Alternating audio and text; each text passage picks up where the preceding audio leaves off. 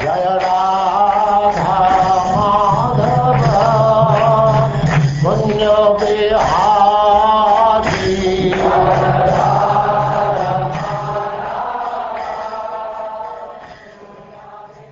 And now Chapter 6. Prahlad instructs his demoniac schoolmates.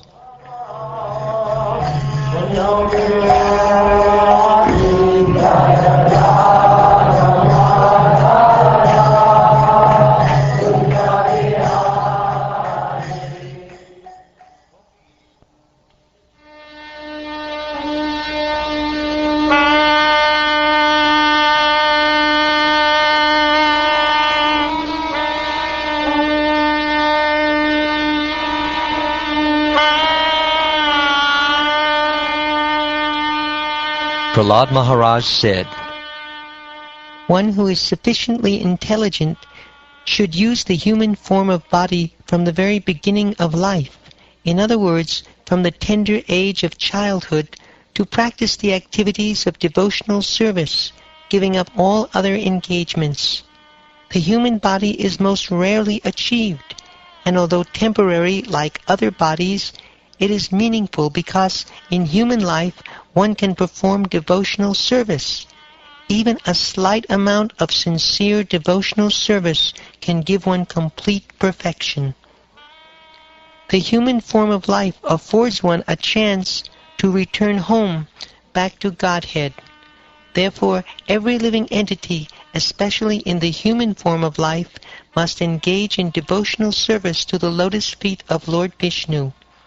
This devotional service is natural because Lord Vishnu, the Supreme Personality of Godhead, is the most beloved, the Master of the soul, and the well-wisher of all other living beings. My dear friends born of demoniac families, the happiness perceived with reference to the sense objects by contact with the body can be obtained in any form of life, according to one's past fruitive activities. Such happiness is automatically obtained without endeavor, just as we obtain distress. Endeavors merely for sense gratification or material happiness through economic development are not to be performed, for they result only in loss of time and energy with no actual profit. If one's endeavors are directed toward Krishna consciousness, one can surely attain the spiritual platform of self-realization. There is no such benefit from engaging oneself in economic development. Therefore, while in material existence, a person fully competent to distinguish wrong from right must endeavor to achieve the highest goal of life, as long as the body is stout and strong and is not embarrassed by dwindling. Every human being has a maximum duration of life of 100 years, but for one who cannot control his senses, half of those years are completely lost, because at night he sleeps 12 hours, being covered by ignorance. Therefore, such a person has a lifetime of only 50 years. In the tender age of childhood, when everyone is bewildered, one passes 10 years. Similarly, in boyhood, engaged in sporting and playing, one passes another 10 years. In this way, 20 years are wasted. Similarly, in old age, when one is an invalid, unable to perform even material activities, one passes another 20 years wastefully. One whose mind and senses are uncontrolled becomes increasingly attached to family life because of insatiable lusty desires and very strong illusion. In such a madman's life, the remaining years are also wasted because even during those years he cannot engage himself in devotional service. What person too attached to household life due to being unable to control his senses can liberate himself? An attached householder is bound very strongly by ropes of affection for his family, that is, his wife, children, and other relatives. Money is so dear that one conceives of money as being sweeter than honey. Therefore, who can give up the desire to accumulate money, especially in household life? Thieves, professional servants, or soldiers, and merchants try to acquire money even by risking their very dear lives.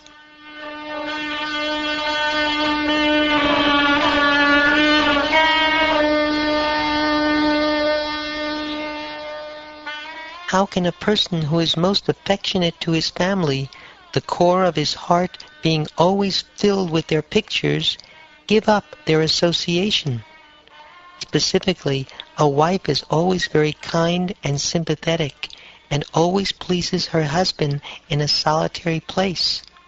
Who could give up the association of such a dear and affectionate wife? Small children talk in broken language, very pleasing to hear, and their affectionate father always thinks of their sweet words. How could he give up their association? One's elderly parents and one's sons and daughters are also very dear. A daughter is especially dear to her father, and while living at her husband's house, she is always in his mind. Who could give up that association? Aside from this, in household affairs, there are many decorated items of household furniture, and there are also animals and servants. Who could give up such comforts? The attached householder is like a silkworm, which weaves a cocoon in which it becomes imprisoned, unable to get out.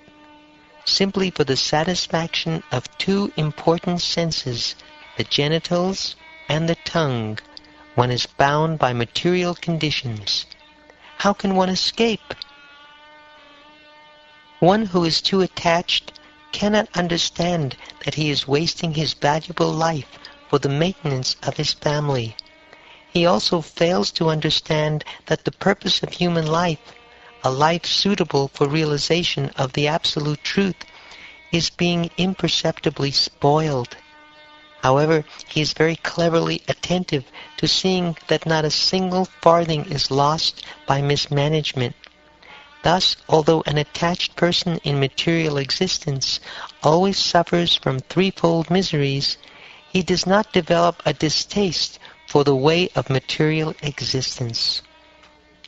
If a person too attached to the duties of family maintenance is unable to control his senses, the core of his heart is immersed in how to accumulate money. Although he knows that one who takes the wealth of others will be punished by the law of the government and by the laws of Yamaraj after death, he continues cheating others to acquire money. Oh, my friends, sons of demons, in this material world, even those who are apparently advanced in education have the propensity to consider, this is mine and that is for others. Thus they are always engaged in providing the necessities of life to their families in a limited conception of family life, just like uneducated cats and dogs. They are unable to take to spiritual knowledge. Instead, they are bewildered and overcome by ignorance. My dear friends, O sons of the demons, it is certain that no one bereft of knowledge of the Supreme Personality of Godhead has been able to liberate himself from material bondage at any time or in any country. Rather, those bereft of knowledge of the Lord are bound by the material laws. They are factually addicted to sense gratification, and their target is woman. Indeed, they are actually playthings in the hands of attractive women. Victimized by such a conception of life, they become surrounded by children, grandchildren, and great-grandchildren, and thus they are shackled to material bondage. Those who are very much addicted to this conception of life are called demons.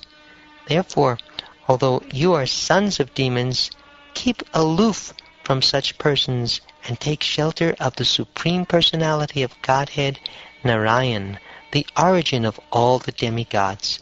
because the ultimate goal for the devotees of Narayan is liberation from the bondage of material existence. My dear sons of demons, the Supreme Personality of Godhead, Narayan, is the original Supersoul, the father of all living entities. Consequently, there are no impediments to pleasing him or worshipping him under any conditions, whether one be a child or an old man. The relationship between the living entities and the Supreme Personality of Godhead is always a fact, and therefore there is no difficulty in pleasing the Lord.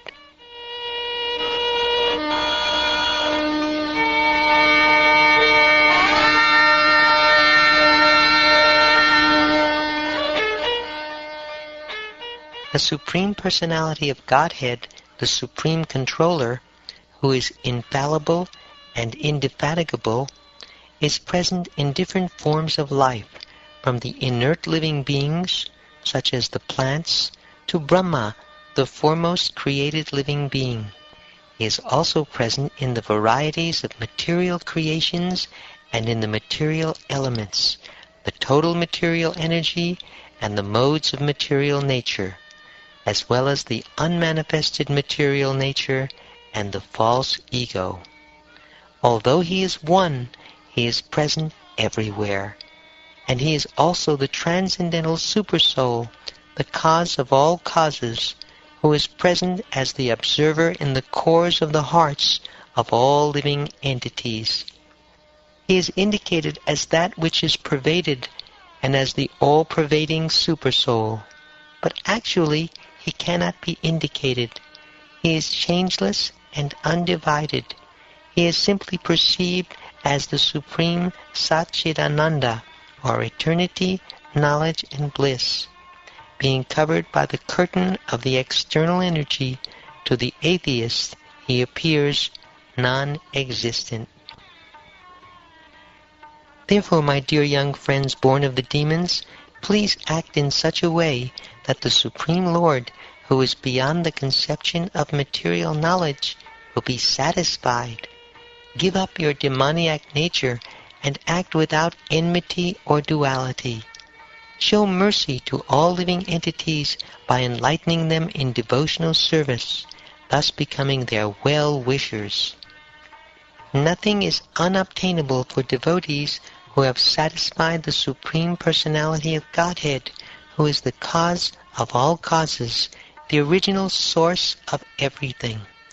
The Lord is the reservoir of unlimited spiritual qualities.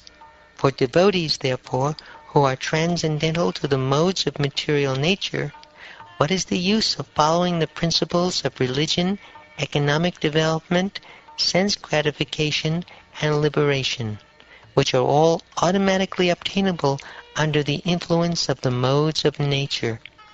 We devotees always glorify the lotus feet of the Lord, and therefore we need not ask for anything in terms of dharma, kama, artha, and moksha. Religion, economic development, and sense gratification, these are described in the Vedas as trivarga, or 3 ways to salvation. Within these 3 categories are education and self-realization, ritualistic ceremonies performed according to Vedic injunction, logic, the science of law and order, and the various means of earning one's livelihood. These are the external subject matters of study in the Vedas, and therefore I consider them material. However, I consider surrender to the lotus feet of Lord Vishnu to be transcendental. Narayan, the Supreme Personality of Godhead, the well-wisher and friend of all living entities, formally explained this transcendental knowledge to the great saint Narad. Such knowledge is extremely difficult to understand without the mercy of a saintly person like Narad, but everyone who has taken shelter of Narad's disciplic succession can understand this confidential knowledge. I received this knowledge from the great saint Narad Muni, who is always engaged in devotional service. This knowledge, which is called Bhagavad Dharma, is fully scientific. It is based on logic and philosophy and is free from all material contamination.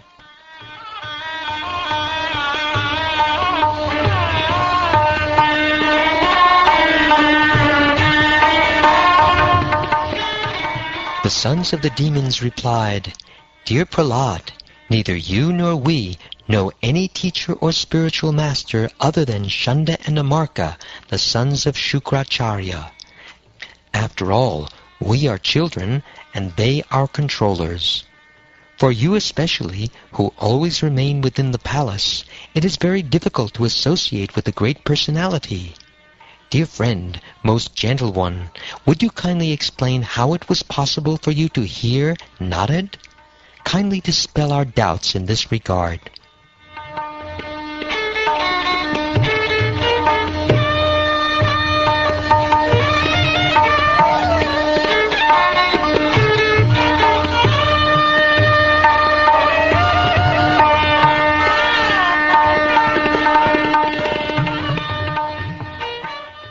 Thus ends the 6th chapter of the 7th canto of the Srimad Bhagavatam, entitled Prahlad Instructs His Demoniac Schoolmates.